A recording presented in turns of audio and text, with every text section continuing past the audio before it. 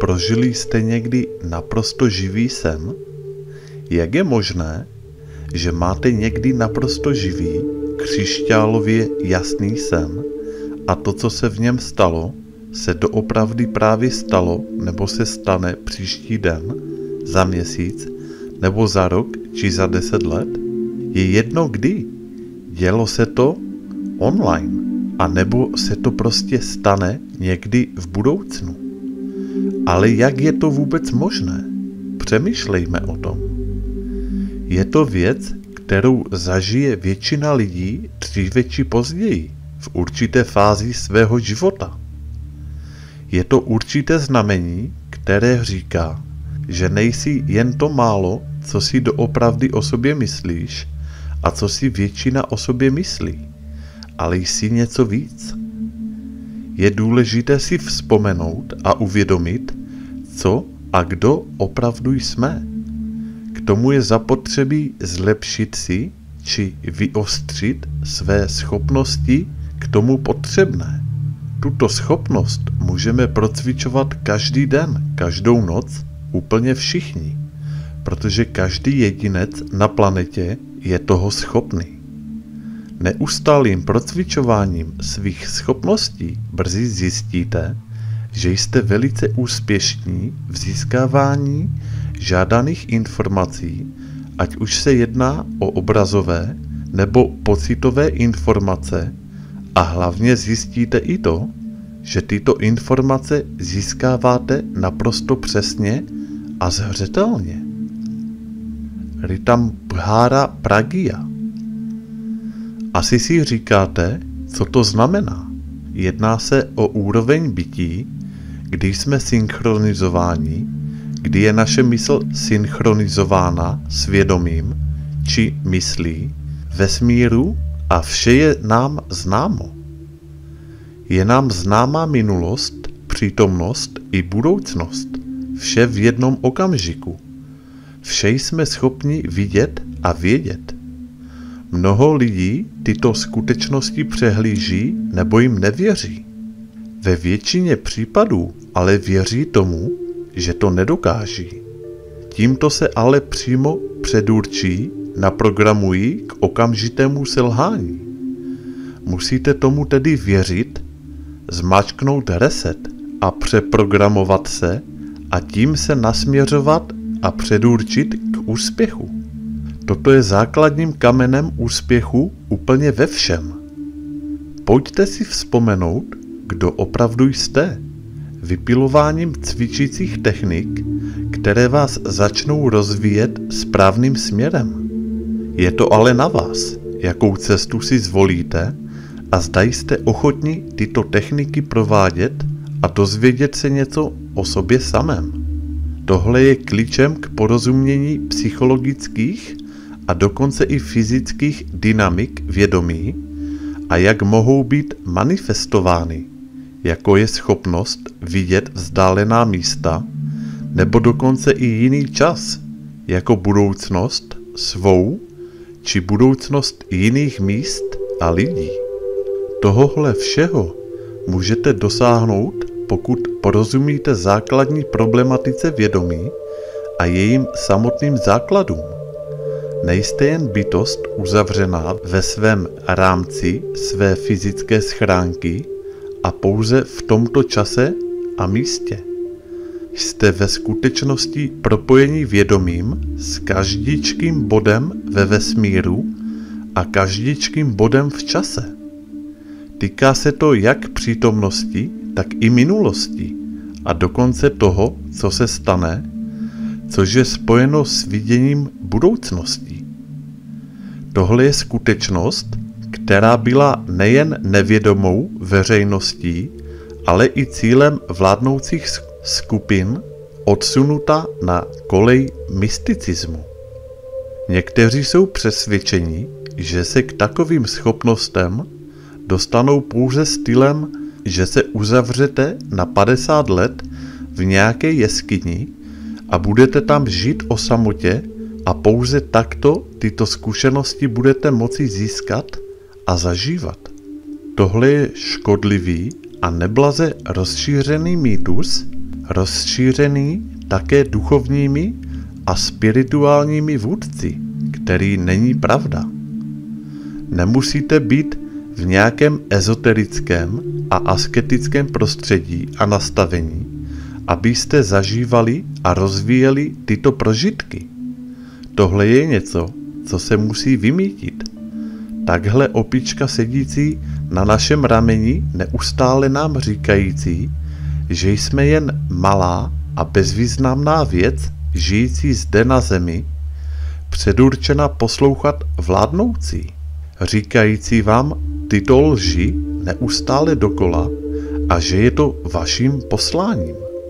Protože pokud o sobě budete smýšlet jiným způsobem, jako kdo a co jste, tak vaše vědomí se stane schopné se připojit ke globálnímu a kolektivnímu vědomí, které sídlí daleko za hranicí prostoru a času. Důvodem, proč hlubší inteligentní elementy společnosti nechcou, aby veřejnost o této skutečnosti věděla, je, že je extrémně užitečné mít tyto lidi s těmito schopnostmi pouze na své straně a nechcou, aby se lidé s různými schopnostmi pohybovali i někde jinde. Za druhé vědí, že pokud by lidé porozuměli ohromné síle vědomí, tak by si lidé sami mohli změnit směr, kterým se společnost a celá planeta uhání. Tohle nemohou dopustit, protože potřebují, abyste se chovali jako stádo oveček, které udělají to, co oni přikážou. Jak vám již jistě dochází, je tomu bohužel tak. Jste vysoce inteligentní světelná bytost a schopnost vidět jiná místa a jiný čas je vaše přirozená a vrozená schopnost. Jakmile dosáhnete kritické hodnoty inteligence a vědomí, všemu tomuto o vašem okolí porozumíte a uvidíte bez větší námahy velice vzdálená místa, klidně i na druhé straně vesmíru, spolu v jiné časy. Tohle je to, jakým směrem byste se měli ubírat, jak být směrováni, jak v práci, tak v rodině. Existují jak věda, vědění a intelekt. Existuje ale i vědomí, které lze cítit. Vysoké vědomí vám také pomůže v práci, například když jste učitel. Můžete se vcítit do svého žáka a vycítit jeho potřeby. Jaké jsou zmíněné techniky, které lze dennodenně procvičovat, aby jsme si přiblížili či dosáhli této úrovně uvědomění? Procvičování, chápání a rozlišování svých schopností. Následujte tyto kroky, které můžete provést i doma, pokud jste ve společnosti 2 nebo 3 lidí. Vemte si nějakou krabici.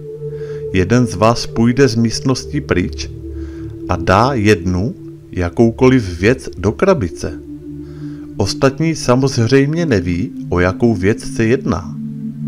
Ponořte se do stavu meditace a zapomeňte na jakékoliv nasměrování se do vzdáleného vidění. Pouze zůstaňte v procesu prožívání své bdělé, ale hluboké meditační mysli. Provádějte základní meditační techniky, jako je dýchací technika, nebo mantry, nebo obojí. Záleží, jakou meditační techniku používáte a jaká vám sedí nejlépe. Jakmile jste v hlubokém meditačním stavu, místo toho, abyste hádali, co je v dané krabici za věc, pouze nechte svou mysl odpočívat a zeptejte se jí, co je uvnitř. Můžete dostat odpověď ve formě obrazu, ale také můžete dostat odpověď ve formě slova nebo získat jen jeho aspekt. Klíčem k úspěchu je nepřemýšlet nebo jakkoliv nehádat, co je uvnitř. jako při nějaké dětské hře. A to je právě to, co mnoho lidí dělá. Musíte být k sobě naprosto upřímní, jako opravdu cítím, co je uvnitř, nebo stále jen hádám. Ze začátku nejspíše na tuto otázku nebudete znát odpověď, protože vaše mysl může začít získávat různé informace odkudkoliv. Další věc je ta, že musíte rozumět tomu, co vaše mysl dělá. Je to skutečné umění a zatím je celá ta věda. To je jen celý trik, jak tomu všemu porozumět a začít opravdu něco cítit. Začněte získávat něco, co je přesná a objektivní pravda pomocí vzdáleného pozorování. A teprve pak vaše mysl začne dělat rutinní práci a poskočíte v tomto procesu o velký skok vpřed a budete cítit a vědět, co v té krabici je za předmět. Jak to ale vše rozeznat? Musíte tuto schopnost neustále cvičit, cvičit a cvičit. Protože čím více budete procvičovat tuto schopnost, tím lépe a jednoduše poznáte, co vlastně děláte a co vám vaše mysl chce sdělit. Takže pokud tuto techniku s krabicí, co je uvnitř, budete neustále opakovat, začnete poznávat, jaké je to cítit, jak se cítíte vy a budete tyto skutečnosti naprosto přesně vnímat. Budete vědět, jaký to je pocit, když si vaše mysl začne povídat, sdělovat vám žádané informace.